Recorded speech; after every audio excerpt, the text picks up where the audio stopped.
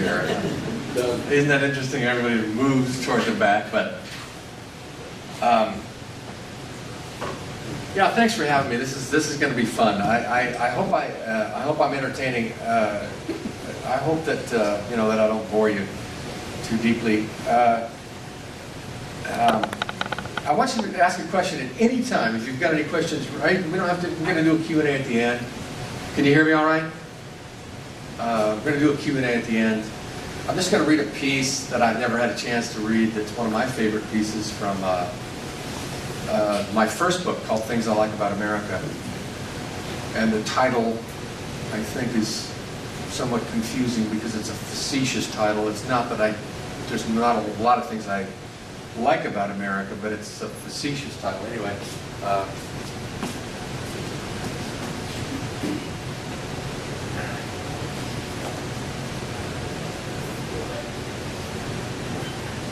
And then I'll read from a little bit from the book that most of you are familiar with.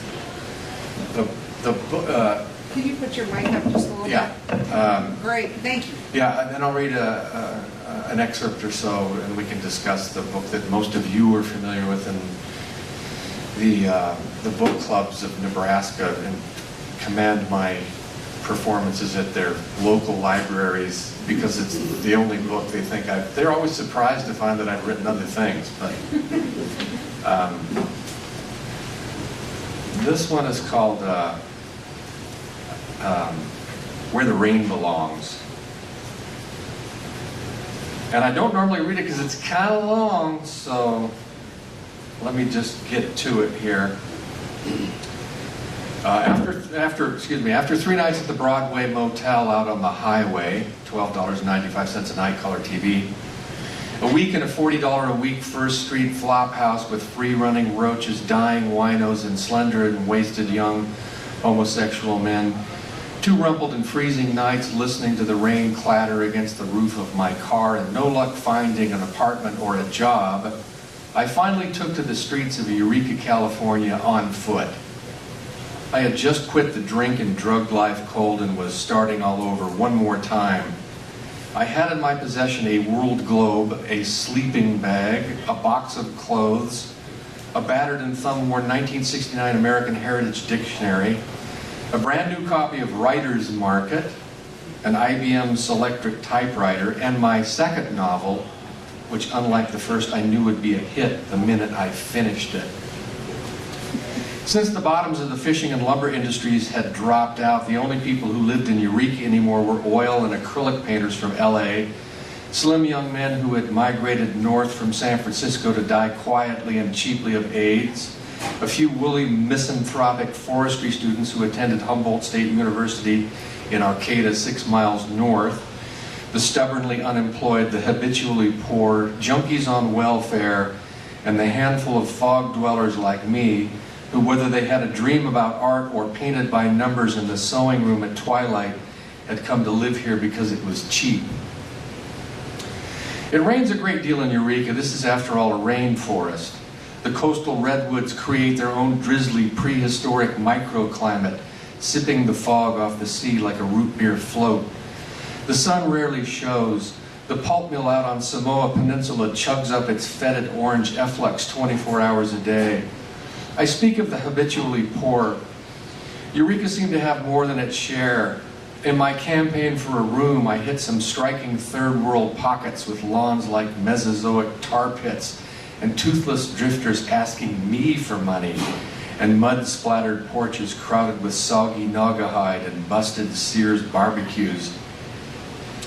At one house, a squat Gothic relic that hadn't been painted since 1910, a mother of 9 answered the door at high noon in a bathrobe. She appeared to be no more than 27. I showed her the newspaper. "Do I have the right address?" I said. "Oh yes," she said. "Come in. I'm sorry, I'm not dressed." She didn't seem to be sorry that she was not dressed. The old house smelled of hay and soiled diapers and World War I breakfast grease. The children gathered all around me, droopy-drawered and drippy-nosed, and implored me with their eyes to become their father and recite something appropriately Dickensian. The mother of 9, a blue-eyed one on her shoulder, showed me the rental room on the first floor, simply a bedroom with 3 chests of drawers and a bed into which a circus elephant had been dropped from the rafters. The curtains hung twisted in the stale air like nicotine-stained ghosts. The ceiling launched itself into the high lumber tycoon darkness. "Is there a kitchen?" I said. "It's through there." "Where's the bathroom?" "It's upstairs." "How many bathrooms are there?" "There's only one." "For how many people?" 12. "But it's never a problem," she added hastily. The toilet flushed as if to underscore her remark. "Do you want to see the kitchen?" The children all stared up at me expectantly, their eyes beseeching me to park my carriage, stomp the snow off my boots, roll up my sleeves, and march into that kitchen to roast them a big goose with slow fruit and farkleberries and Saskatoons. "I'm going to have a look at a few more places," I said. After a week of such forays and very tired of living in my car, I finally stumbled onto an old orange and green gingerbread Victorian, shiny shingled, one spindle turret leaning in the mist. "Apartment for rent," the sign in the curved bay window read. I walked up the steps and through the door into the vestibule to knock on the door of number 1, which had the letters MGR scrawled in felt pen under the buzzer.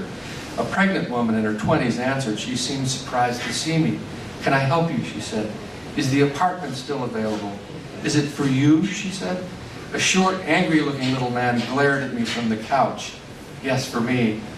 "Well, yes," she said as she continued to stare at me. A heart record played in the background. "You know who you look like?" she said. "No, who?" "Clark Kent." The angry little man, whose name turned out to be Dell, sprang from the couch and swaggered across the room. You could have shot arrows from his sides the way he bowed his muscular arms. "I'll show him the apartment," he growled. The apartment was ancient, unfurnished, high-ceilinged, and cold, with a huge bay window that looked out onto the street. I liked the big kitchen. I also enjoyed the absence of vermin and fruity smell of death. The promise of my own bathroom, even if the lion-footed bathtub was only large enough to drown a moth in, excited me. "You can park around the side here," said Dell, showing me through the kitchen door, which led out onto a porch in a muddy yard. "Be careful of that dog," he said, pointing to a Siberian husky chained to the wall and sitting calmly in the grass, staring at us through its icy blue eyes. "He's a killer. Don't get close to him." "What's his name?" "Czar." "He's a good-looking dog," I said. "Meaner than a snake," he said. "Who's he belong to?" Dell jabbed a thumb into his sternum. "Me." After I paid Dell the dog lover $185 for a month's rent and $125 deposit, he told me about the junkies on welfare who lived upstairs. "Her old man owns this place," he explained with a jerk of the head that I took to indicate his pregnant wife. "I'd kick him out if this was my place. Section 8 my ass. They give you any trouble, you let me know." I had $38 to my name. I went to the store and bought groceries.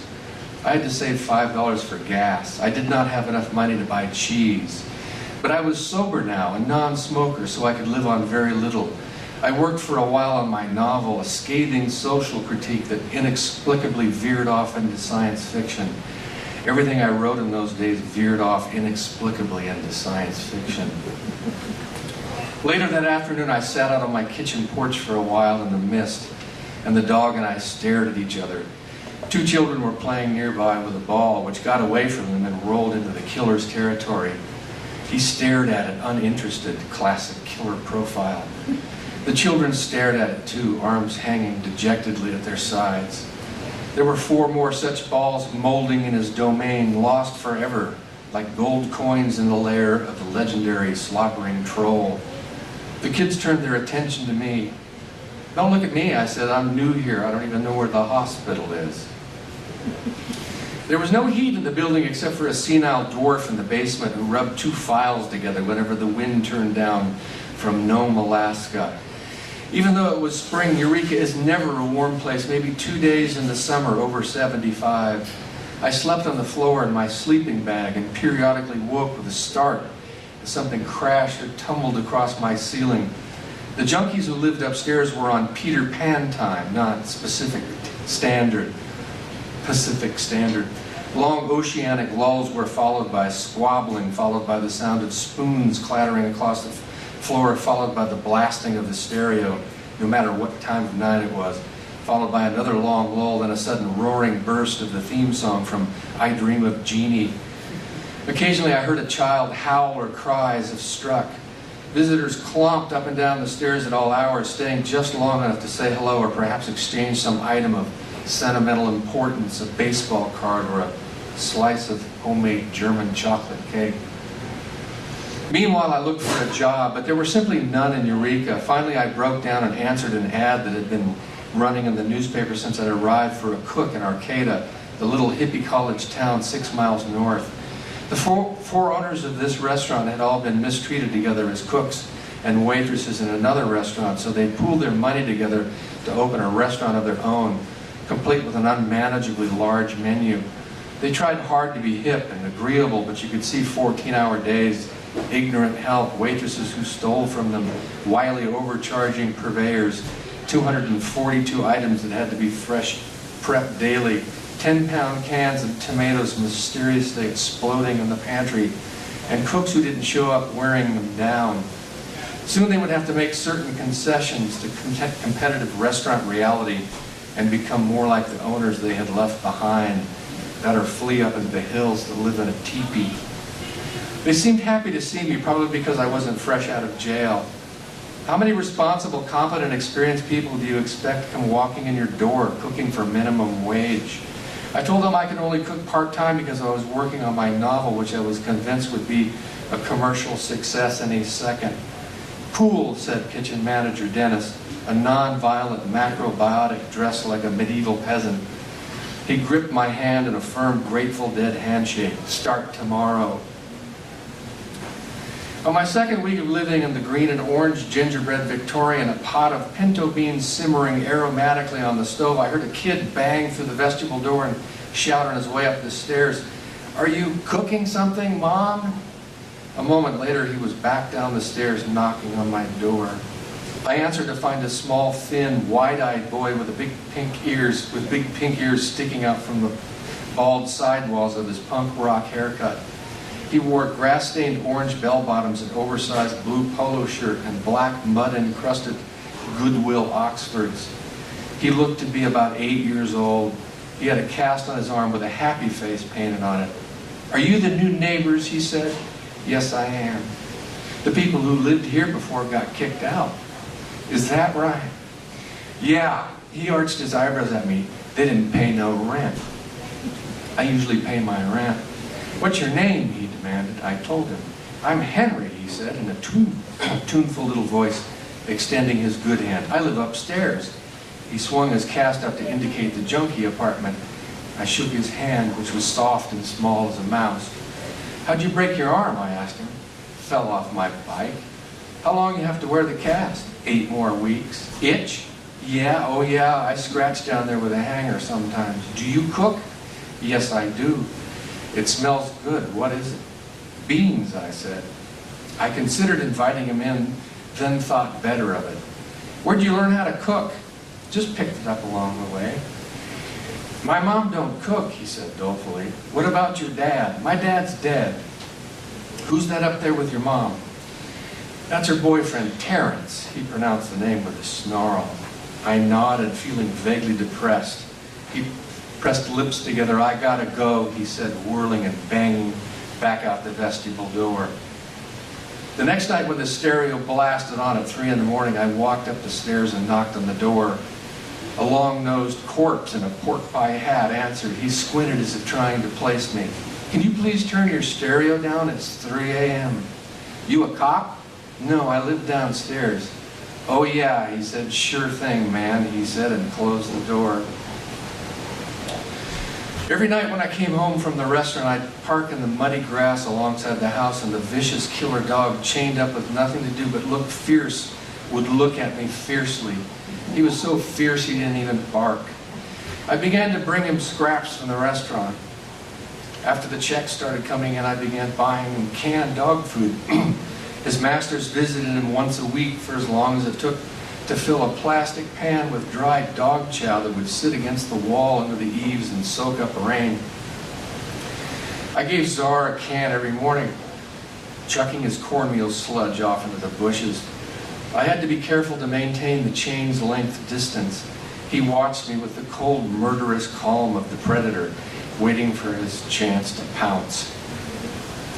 One Sunday morning after feeding him, I reached out without thinking to pet him. He thumped his tail all around. I patted his head and scratched him between the ears. He lowered his head and closed his eyes as I rubbed, pushing his head up into my hand and wagging his tail some more. I felt like a fool. He was about as mean as I was. Terrence, the needle-nosed junkie in the pork pie hat, seemed to think I was funny. Ever since I had gone upstairs to politely ask him to turn his stereo down, he had gone out of his way to turn his stereo up. He grinned at me, yellow-toothed in the foyer, flicking his head up in a smart-alecky street challenge and greeting me as partner and bro. One rainy afternoon, he banged through the vestibule door while I was typing and over the objections of his girlfriend. "Be quiet, Terry, can't you hear he's typing?" Shouted at the cracks in my door. "I don't give a damn, I'll punch him in the face." There are times, especially in poor neighborhoods with people who have no understanding of society other than what they learned getting their diapers changed, when you must show that you are not only not afraid but eager to engage in violence. And Terrence was not physically imposing. He couldn't have weighed more than 140 pounds soaking wet with a syringe in his arm. I don't think he ate more than 7 or 8 Twinkies a day. I thought I could probably pick him up and plant him in the yard, but I didn't move from the table. I told myself that even though the death penalty might be useful in some cases, no benefit would ever come from punishing the dead. That very night, as if fate had thrown 2 bugs into a jar and would not take the lid off until they were locked in mortal combat, an orange circle appeared in my living room ceiling and began to spread like the rings of Jupiter. Soon a smelly spout of rusty water sprang from its center. I set a pan under the leak and ran up the stairs. I heard clucking and spoon clattering inside. "Open up," I cried, pounding on the door. "Something is leaking into my living room." Finally, the door opened a crack. Terrence poked his skinny nose through. His eyes were purplish and heavy like grapes at half-mast. "Oh, it's you," he sneered drowsily. "What do you want?" "My ceiling is leaking." "So? It's coming from up here." He squinted at me sulkily. I saw by the muscles in his pale forearm that he was about to close the door in my face. "It's coming from up here," I repeated.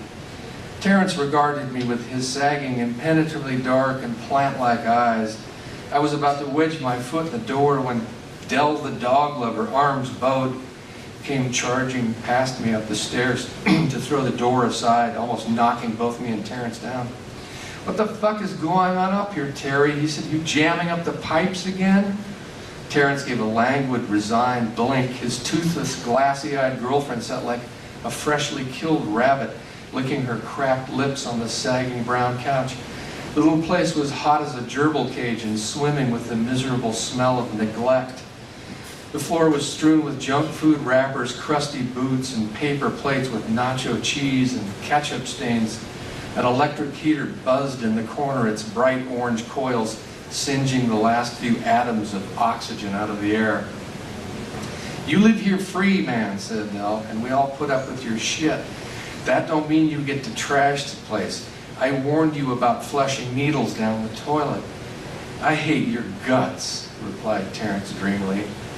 "You talk to me like that again," said Dell as he moved toward the bathroom, "I'll knock your junky ass out the window." "I wasn't talking to you," he said, staring at me with a gentle loathing that broke into a tranquil yellow smile that seemed to float by itself, alone in the room. I must have written my first novel 135 times before I finally slam-dunked it into the trash. It doesn't matter how many times you write something if it isn't any good. But I still believed an article I had read in Writer's Market that said that rewriting was the key to success. I also believed in many other silly things that I had read in Writer's Market, or that people with no experience or qualification had told me, including my recently long-held but abandoned aesthetic view of the world that required writers to be sots and libertines who shunned opportunity and died young, falling drunk off yachts or getting in car accidents on the way back from funerals in El Centro. But I was rewriting one afternoon, hammering away on my IBM Selectric in that misguided, transient, isolated, and painfully sober period of my life that I can only describe as the diligent typing era, when I heard screaming out back. The dog has finally savaged a child, I thought, and bolted up and out the kitchen door to salvage what I could. Czar was on his back, tangled up in his chain, legs drawn in, yelping as if someone were hitting him with a stick. A crowd of children, including Henry, had gathered, but no one would get close. The pregnant manager came bustling around the corner and crouched to touch him, but he lunged at her in long, vicious snaps. When I came down the porch stairs and knelt to the dog's side, the gallery behind me fell into a stunned silence. I ran my fingers through his coat, pressed it on his stomach. I couldn't figure out what might be wrong with him. Pretty soon, though, he climbed up on his feet and shook himself off, panting and limping in a little circle. The pregnant manager stared at me incredulously. Maybe he got stung by a bee, suggested Henry. The manager gawked at me another moment longer. He let you touch him, she said. He probably got stung by a bee, I said. She shook her head at me and went back inside. The children faded away too, all except Henry. We stayed with the dog. Pet him if you want, I said. He'd like that. No, he said. Nothing to be afraid of. Look, just a dog. Made up stories. I petted the dog to show him. Czar wagged his tail. You see? Henry wasn't quite up for petting him, though. The way Czar had lunged at his own master didn't help matters much. Though if Henry himself had been tied by his neck to a wall to sit in the mud and be ignored entirely for the rest of his life with nothing to look forward to but a pan of soggy corn stink once a week, he might have understood. Then again, I wondered how much better was Henry's life than Czar's. He was not a healthy child. I asked him what he had for breakfast. A Pop-Tart, he said. But they feed you at school. Yeah, he said. Got your cast off, I see. Yep. How's it feel? He flexed his fingers and pushed out his lips. Good, he said. That's good. You hungry? Yeah, he said. Hold on a sec. I went back inside and heated him a bowl of beef stew. I made sure to feed him outside to keep the neighbors from talking. Henry went after the stew like Czar would have, finishing it in about 8 seconds flat. That was good, he said, licking the spoon. What was it? Beef stew. You want another bowl? No, he said. Could I have the recipe? I wrote it down for him, feeling a little sick as I imagined him turning it over to his mother. Can you cook this for me, Mom? Sure, honey, I'll cook it for you, applying flame to spoon and tightening the tourniquet on her arm with her teeth just as soon as I cooked this. After work one autumn night, I drove up alongside the crumbling orange and green gingerbread mansion and turned off the headlights. Czar danced on his hind legs at the end of his chain, smiling. I was happy to see him too. I had a couple of bones for him from the restaurant. I sat with him for a while and watched him contentedly chew his bones. This gave me none of the usual satisfaction. He was a healthy young dog, and the fact that he could move no more than 6 feet in any direction had been gnawing at me for a long time. I had never once seen him off that chain. After a while, I stood up and let him off the chain. He nearly yanked me to the ground. I secured the loop on his collar and dragged him to the car. He strained against me, all muscle, choking to get free. I stuffed him into the car and he jumped all around frantically, bounding from the front to the back to the front again.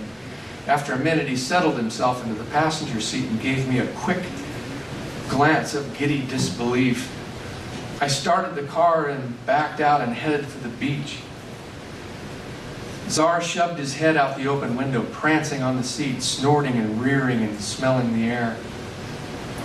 Clam Beach was 20 miles north. I parked down in the empty lot, not a soul out. It was midnight. There were no lights for miles. A heavy canopy of clouds shut out the moon and stars. Czar was in a near frenzy to get free. I opened the car door and he shot out into the darkness and was gone. I assumed for a minute that he would return. He was smart enough to understand the risk I had taken, the trust I had invested in him. We had this bond. We had been through a great deal together. I had bought him canned food. I strolled down the horseshoe-shaped beach, feigning calm. The tide was out. I could hear but not see the surge of frigid, rugged surf in the distance. The sand was cold and heavy under my feet and gave up the faint scent of rust and smoke and sleep. The first thin black shell of sea fizzed up the hard pack to touch the tips of my shoes. I looked left, then right. No trace of that dog. I called his name, then listened, only hearing the endless snatch and drop of the waves running in. A sense of doom began to seep into my bowels. I walked for half an hour north, then south again. I paced the road above the parking lot, yelling his name. I began to formulate what I would tell his lousy masters. I owed them a new dog, of course. Of course, if I didn't tell them, I thought, or if I set up a cardboard cutout of Czar, they might never notice. I called out his name. With a whoosh, the waves flattened down onto the sand. Well, maybe for the best, I decided at last. I would pay for his freedom. But freedom for how long, I wondered? A Siberian husky on the rainy desert beaches of Northern California? And how free is a domesticated animal without a master or a home? Again, I called his name long and loudly, and then a long march of defeat back to the car. When I opened my car door, he came out of nowhere, grazing the back of my legs and leaping in nonchalantly to take his place in the passenger seat, and giving me a foxy, glittery-eyed look that read something like, "What are you waiting for, bub? Let's hit the road." I should have stolen him then. Hit the road, bub. I could have easily moved to Crescent City or some other place just as cheap and dreary as Eureka. I had always wanted a dog. Czar and I would have made a great team. No entity but a 6-foot chain and an empty law would have been broken. Instead, I mumbled to myself a bromide about the categorical obligation of humans to moral standards, and drove him back to the green and orange Victorian and put him on the end of his chain. He was wet and sandy and smelled smoky and free. I pretended I had done something noble. He plopped down on the ground and took up a bone. Sitting in the car across the street, waiting for the rain to let up one dark and drab Thursday afternoon, I watched Terrence the junkie stroll outside, swinging his arms. He lit up a cigarette, then turned and reached into my mailbox and groped around like a cat with its paw in the goldfish bowl. I started to get out of the car, but saw Henry coming down the street, heading home from school.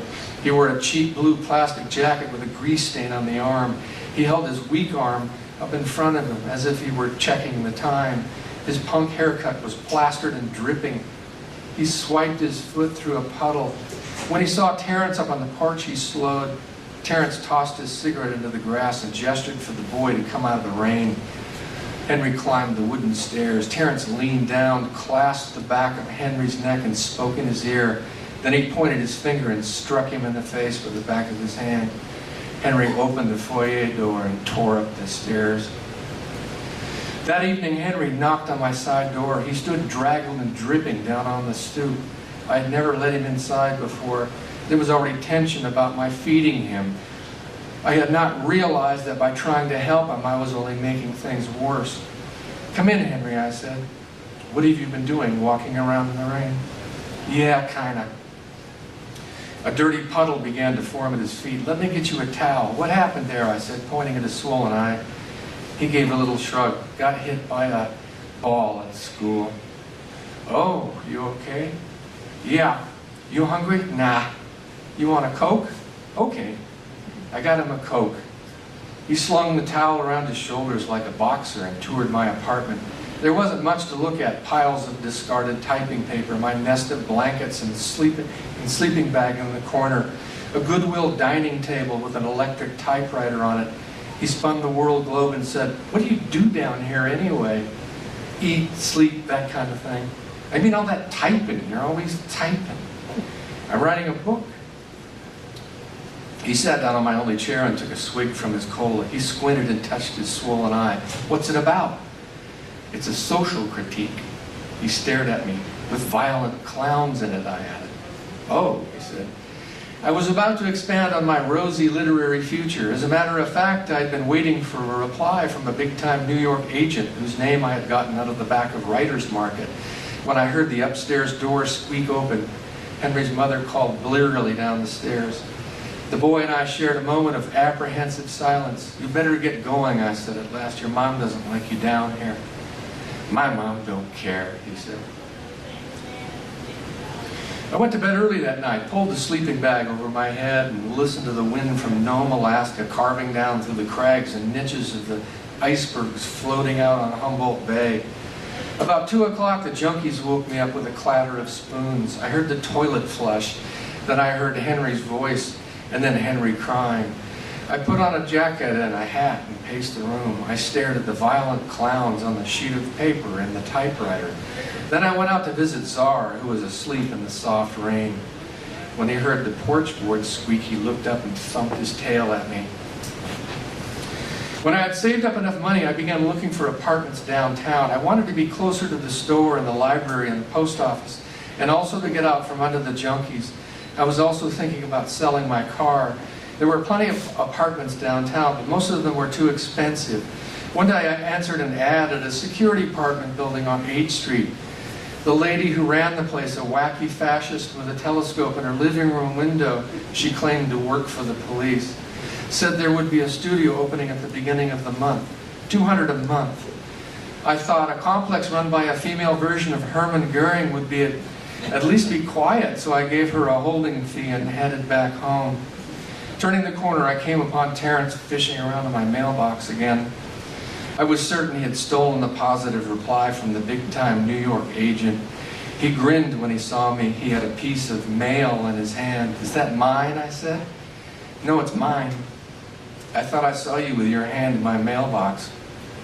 "No, man, you didn't see right. You ought to get your glasses fixed." "Could I look at that piece of mail?" "It's mine. I just want to look at it." "Fuck you," he said. "It's mine." I tried to hit him in the face. He ducked and we locked up. "You piece of shit," I growled at him. "You've been stealing my mail." "I'll kill you," he answered in a hoarse and depraved whisper that smelled like an old man's smoking cigars in an outhouse. We grappled and grunted and stumbled around on the old porch boards. My record in street fights, almost all of them compiled as a child, was 4 wins, 118 losses, and 33 run like hells. But Terrence was not a fighter either. He tried to kick me in the crotch with his muddy boot, but I caught his heel and gave him a shove that sent him cartwheeling with a rough oath over the rail and into the muck of the dead irises below. Terrence floundered in the soup of the flower bed, a bitter and indignant smirk playing over his lips. Finally, he lifted himself, pushed off an elbow, and climbed up shakily, half dipped in mud. He gave me a grim and nauseated grin, dropped my piece of mail on the ground, retrieved his pork pie hat, and slouched away around a corner. I walked down the stairs and picked up my piece of mail, a Kentucky Fried Chicken coupon book addressed to occupant. A month later, I was living in a second-floor apartment in Miss Hermann Goering's security apartment building in Police Auxiliary downtown. It was no less quiet, no better place to type, but it had a row of beautiful arched windows that took up the entire western wall and offered a splendid view of the Samoa pulp mill and its backdrop ocean sky, like a piece of angel food cake drenched in orange juice. I sold my car and quit the job at the restaurant. Mrs. Goering hired me to paint apartments and serve eviction notices. 1 free month's rent for each apartment painted, $15 for an eviction notice successfully served. I began another novel which started off well, but then kangarooed off again somehow into the vast billabong of science fiction. The rain splattered across the high arched windows, and I watched the haggard, moribund young men in their red plaid shirts shambling desolately down the walks. Oh, I think that was another of those miserable times. But every week or so I would cross town to go visit my old friend Czar. I usually went at night so as not to be seen. He was always happy to see me dancing on his hind legs at the end of his chain. I would toss his foul-smelling corn sludge off into the bushes and fill his bowl with something good to eat. But then one night he was gone too. It was the end of fall, getting cold, his kind of weather, and I came around the corner to find only the chain lying in the grass. The hook that had held him was still intact. Someone had let him off. I kicked one of the molding plastic balls out into the street. and walk the 1.5 miles back home.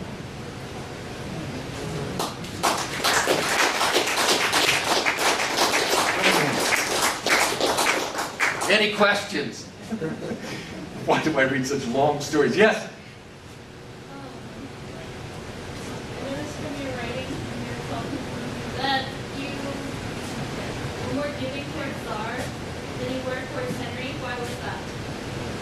I guess it's implied, because it was just trouble with Henry. As much as I would have liked to have saved him, maybe in a Disney movie he would have become, the King of Norway or something, but in reality, that kid didn't really have much of a chance. I did my best.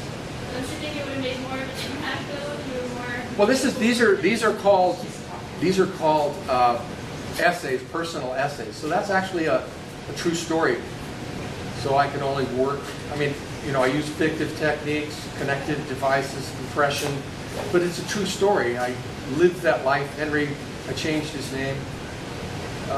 That Czar, I didn't have to change his name because I didn't think he'd sue me. He's probably gone now.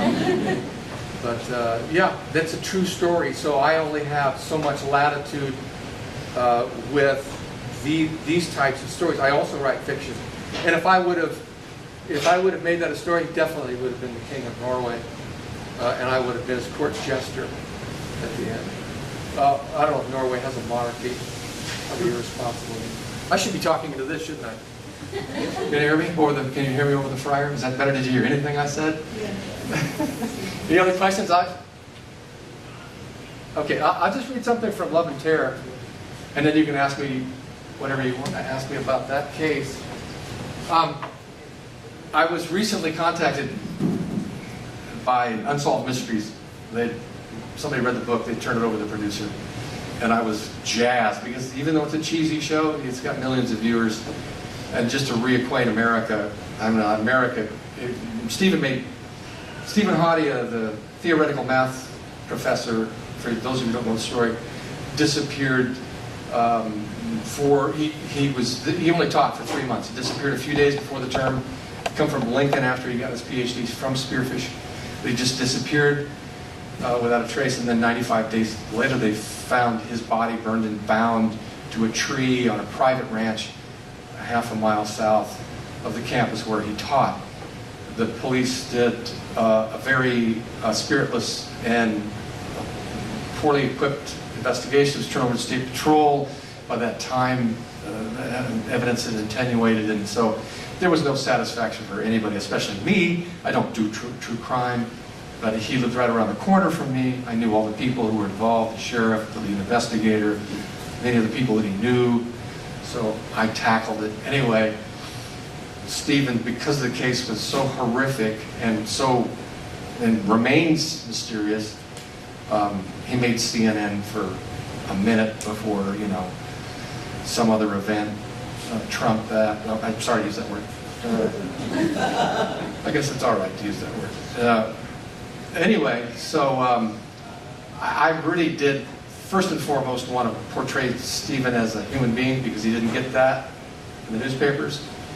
And I wanted to solve the case. I wanted to get justice for him, but I didn't. But Unsolved Mysteries called me, and we talked for a long time. I talked to one of the producers for a long time, and they were really eager. And then they learned that the family was hostile to both the documentary and to the book. For whatever reason, they want to believe that he committed suicide, which is not plausible, and I can demonstrate it.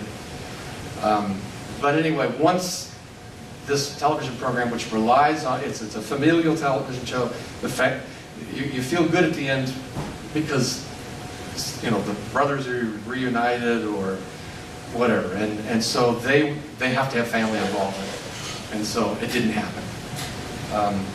And we had another cold case TV show called the sheriff, and they asked, do you have any unsolved homicides?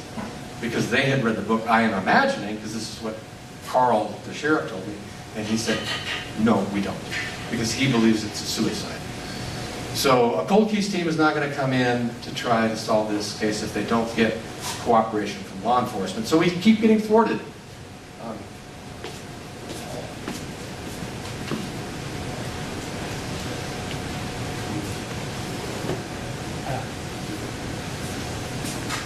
So, I mean, how much time have I got? 15 minutes? Oh, 15 minutes. Well, let me just read the first chapter, and then we can talk, unless you just want to talk about the case. I don't know how many of you have read the book or are familiar with Stephen's case. I can give you sort of a backdrop, but this is, it's just take 3 minutes, and then we can talk. Chapter 1, last stop, Shadow, Nebraska, which you pronounce. Now, see, we talked about this already. I got it straightened out. We're in Norfolk, right? This is Norfolk. Yeah. Is that because it's the North Fork of a river, or? So why the hell didn't they just call it Norfolk? What? Was it Norfolk because this is probably founded by Germans, and it could be Norfolk, the northern people, Norfolk, and they changed it because they didn't like it. I don't know. Anyway, but in Virginia, it's Norfolk. Norfolk, you can actually say that. You just say it casually, Norfolk. Where are you going? I'm going to Norfolk. You can even say it to your grandmother. But here they say Norfolk. So anyway, and I'm from Chadron. My mother says Chadron, as if it's a planet. One of the reasons that we change the pronunciation is so that we can identify outsiders. Beatrice? No, thank you. This is a nice town, Beatrice. Oh, you're from somewhere else, aren't you? There's a place in Iowa called Nevada. You'd think it would be Nevada, but it's Nevada. But once you say it, Nevada, they know you're an outsider. So just change the name, flip the accent, but do whatever you want to do just so you can identify those furners. I first came across Shadow, Nebraska by accident in 1994. I had borrowed a car, thrown all my meager belongings in the back, and driven west, the direction of escape after disaster, the direction of decline in the setting sun. I intended to kill myself. The farther you go west, the higher the suicide rate gets. And I thought perhaps that would give me the momentum I needed. In America, we remake ourselves, though it rarely works out. I was 38, $5,000 in debt from a school loan that I'd wasted by dropping out of school, an aborted attempt at becoming a drug counselor, the only job I would have been qualified for. That's an aside, that's not in here. All my beliefs about sacrificing everything to become, and I'm still complaining about not being able to write a novel, 10 years after that piece. All my beliefs about sacrificing everything to become a novelist had amounted to nothing. To top it off, I had just come off a dizzying romantic flop with a Spanish professor I had no business being with in the first place. I had been drifting for some time, starting all over, freshly unknown in a new town. 15 states in the last 10 years without any measurable results. The road had long lost its savor. I was not in the best state of mind. It was no coincidence that I was about as far away as I could get from the people I loved. A funny thing happened when I arrived in Chadron, however, a bucolic, hard-scrabble, sand-blasted prairie town of 5,000 in the northwest corner of the state, the Panhandle as it's called, elevation 3,400 feet, a quaint, forested, friendly old snow still on the ground in May town. Chadron had a water tower, grain elevators, a tanning salon, a video rental store, a small liberal arts college, a Hardee's, a stoplight, and a curling yellow sign in the pet store window that read, "Hamsters and tarantulas featured today." There were abandoned houses everywhere. It felt like a dying town, politely hanging on. I felt akin. I felt indebted. I thought, we can't all win the game, so why not just shut up for a change and be satisfied with what you have? Why not just be a good neighbor and live an honorable life and take out the trash? Why not stop torturing yourself about fame and art? Why not relent, marry a reformed hooker, buy some old furniture and a ping pong table, become a Cornhusker fan, open a dusty bottle of Kentucky Straight, turn on the Rockies game, and enjoy the brief time you have left on this weird planet of sorrow? Most people would live in an outhouse in Bangladesh before they would voluntarily move to Nebraska. They drive through the state on I-80 and think of it in a vague, resentful way as a flat expanse of interminable boredom sparsely populated with pigs, rednecks, and blue-eyed howdies juggling their nuts among the deep rows of sweet corn. Nebraska? Are you kidding me? I heard the same Nebraska joke twice before I got here. Custer says to his men, "Got good news and bad. Good news is that we're all going to be massacred at Little Bighorn. Bad news is that we have to cross Nebraska to get there." I hope you don't mind. A lot of people got kind of pissed at this first one, but it's a love story, you know. It's just that this is short and I don't have to intro any other thing. So don't get all wounded, all right? The Panhandle of Nebraska is actually more like Colorado in flavor, with topographical variation, forest, buttes, bluffs, black cowboy hats, gun racks in the pickup trucks, craggy, sinewy faces, cloud formations like lost civilizations, not much corn except for the ethanol fortune seekers fouling up the water table, and the insistent message of self-reliance. This town has been poor since it can remember. One reason people are so inclined to cooperate: the land is dominated by wheat, cows, and education. Unlike the rest of Nebraska, Chadron doesn't quite sit on the great Ogallala Aquifer, so there isn't much water here. The closest lake is 20 miles. It rains about 16 inches a year. Western Nebraska is the only place in all my travels where I have seen the dust blowing and the rain falling at the same time. Okay.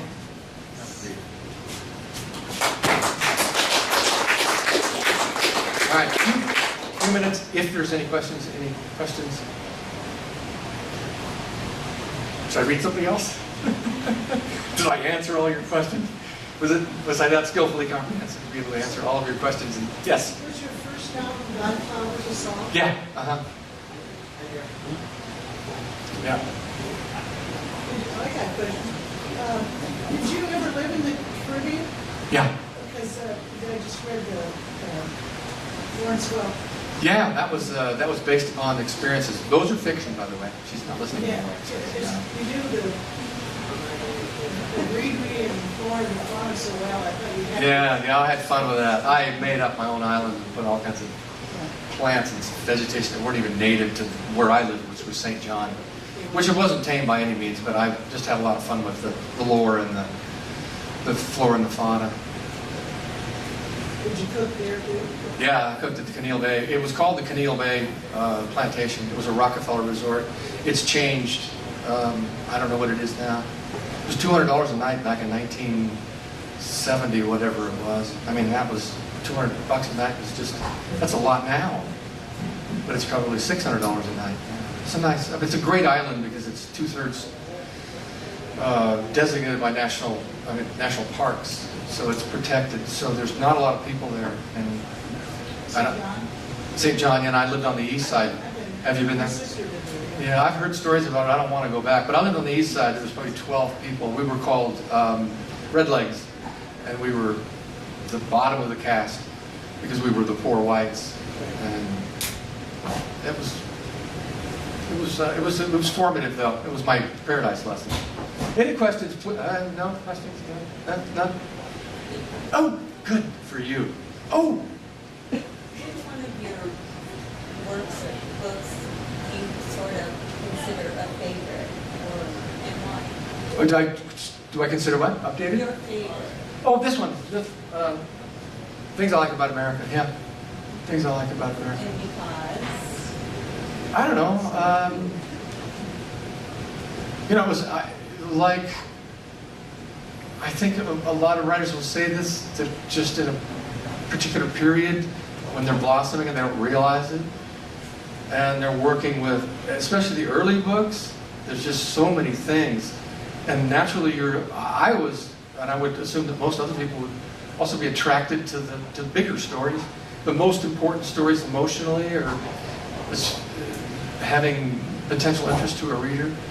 And I was just in a phase where I had come off of I don't want to go into that, but I had a lot of material, and I was able to really press some stuff together that I look back on and see really was jumping, and I didn't know it at the time, and it didn't sell, and I didn't get a lot of feedback from it, so I just assumed that it was just another one of the 800,000 books that are published a year that it was thrown on the pile, But it's I don't know. For me, I like to go back and look at it sometimes, and I like to read from it. But most of the stories are too long.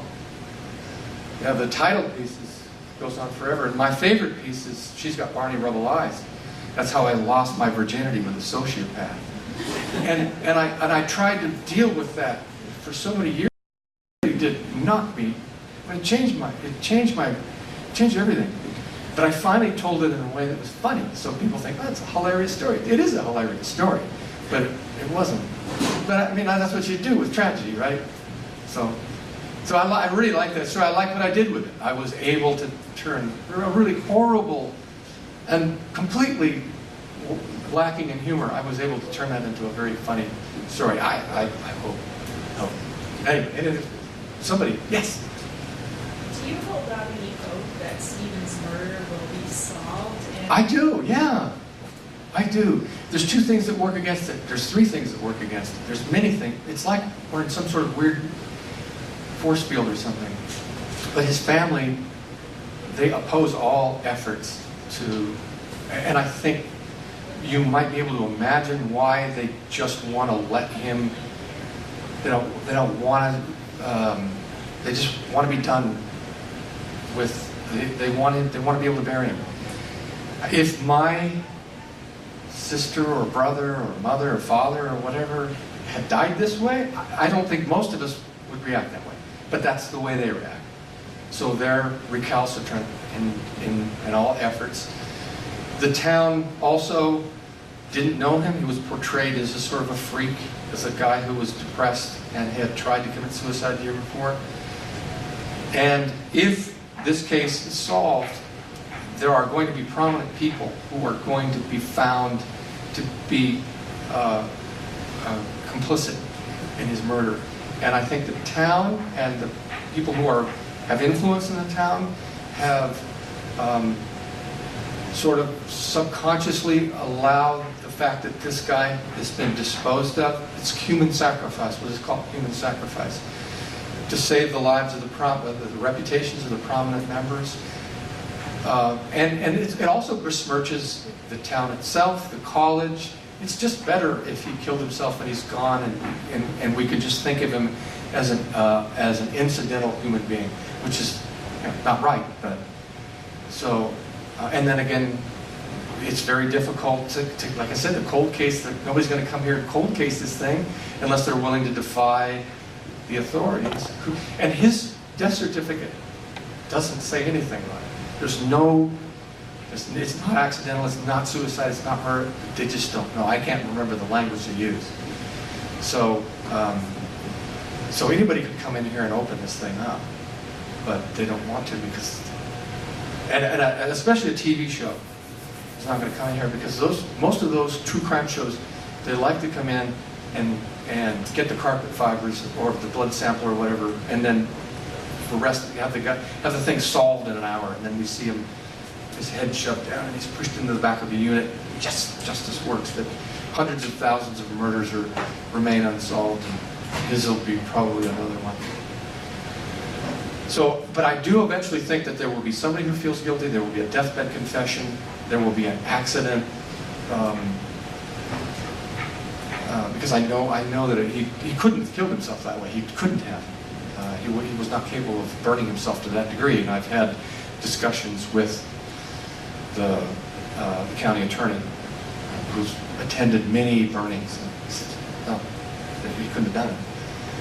You can't. Nobody. If you self-immolate, unless there's just a massive amount of accelerant, you can't turn your own bones to ash. You can't burn yourself to that degree. And there was residual accelerant found, probably from the briquettes that he used. There's also no way that he's used briquettes to self-immolate. There's nothing in the annals of anybody who lights a fire or sits on a nest of briquettes and lights themselves on fire. You don't. That's not the way you die. Maybe you do, but I've never seen it. Heard it in my case.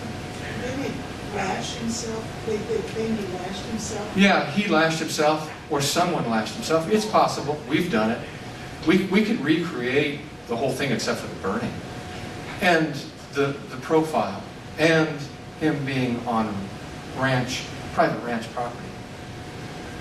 You know, that's so wide open there. You wouldn't go on somebody's ranch. And I don't know if you've seen the documentary, but Dave recounts the possible ways he could have gone. The only way he could have gone was to walk straight up the road or sneak around. But this is a vigilant family. He just wouldn't have done it. He was not that kind of person. That's all conjectural. All these other points are conjectural. The degree of burning is what's impossible. So as I was saying, the county attorney said that he'd seen countless bodies burned, house fires, car fires, people who'd fallen on their own campfires. And he'd never seen a body burned like that. And he said, don't tell anybody this, and I'm not telling anybody except for you people here and 3 or 4 other thousand people that I get to listen, is that it looked at him like somebody came up a day or 2 after the event and cleaned up the scene with a big burner, a weed burner, something with the capability, 1,500 degrees, which is what you need to turn bone to ash. So, anyway. Any other questions? Somebody, you, yes. I had a silly question. That's all right. No, those are the best. So you're making jokes about the writers' market. Yeah. That's like, so that book's like late '90s, published maybe. This book was published in 2001, 2002, but those events that would have happened in the late '70s. Okay. Okay. So, I mean, the writers' market's kind of pretty on edge. Yeah, right. It still exists, I think, and so does Writer's Digest. Okay. So They don't have the same kind of clout. But back in my day, on the typewriter, you had a directory, or several directories. I eventually began to use the International, the small press directory, which was very useful. But yeah, that's all changed. That's all changed. I remember buying those. So what's the new writers' market? I mean, is it an internet based or is it just? It's really because I've already got. I have a book publisher. I have magazines, and then I get invitations to publish, so I don't have to submit. I continue to submit to C. Michael Curtis is back at Atlantic Monthly. What a charming man. And I send my stuff to the New Yorker, and Will Allison, who used to do Story Magazine, is now at One Story, which is kind of a scam. I mean, once they get, see, the problem with it is that there's just so much more money for all of these publications in getting you to sign up for workshops, getting you to donate to the cause and whatnot. Most of these people are not in it. Bless their hearts, but the money is not in literature. The money is in selling literature at the universities, with the directories, with workshop programs, with personal encounters with famous writers and so on and so forth. And it's always been that way, but it's just concentrated. So the internet is a fractured world in which you just have to build your own sort of, and I've done this too. And people ask me, well, where should I send this? Or where's a good place to send this to? And I will say, Zoetrope, because Zoetrope still does hard copy, and that's a pretty good magazine. And I think McSweeney's is another good market. There's if you're interested, I read with Stephen Allred, oh my God, Clobbers Us All tour in Portland in 2006 or whatever.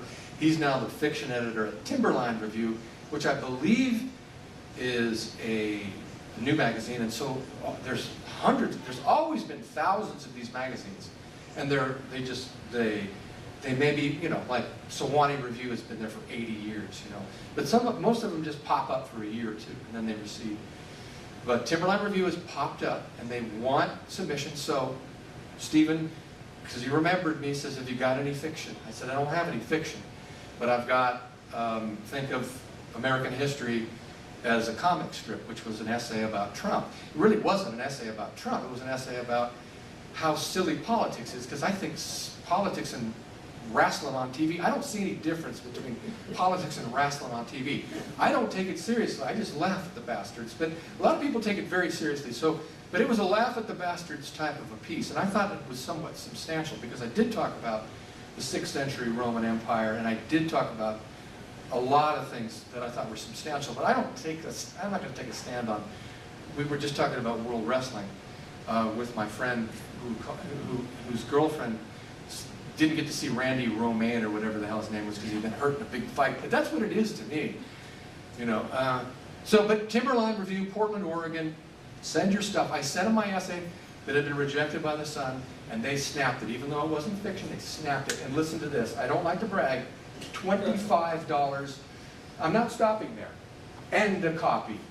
Plus I can show all my, so that's, but it's a little notch on the, it's a notch on your gun handle. And it's a good place to start. Because when I started out, I was doing Esquire, New Yorker, and sending off my, and finally I said, are you good at baseball, so you're just going to go try out for the Cubs? Is that how it works? No. You're going to have to play down in the little, so go down and play in the little leagues if you're just starting out, AA, whatever not. Work your way up. They will find you. Not to say that I play in the major league. All right, any other questions? Hardly have time for questions. The answers are so goddamn long. Yeah, we can go drink if you want, or whatever we're going to do now. What are we going to go drink now?